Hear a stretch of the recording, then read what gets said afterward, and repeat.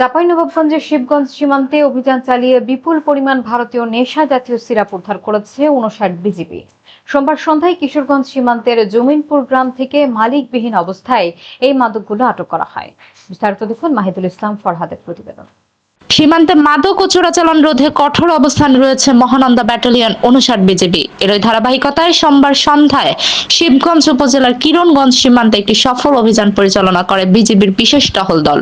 নিজস্ব গোয়েন্দা তথ্যের ভিত্তিতে নায়েক মোহাম্মদ আব্দুল মান্নানের নেতৃত্বে সীমান্তে জমিনপুর গ্রামে এই তল্লাশি চালানো হয়।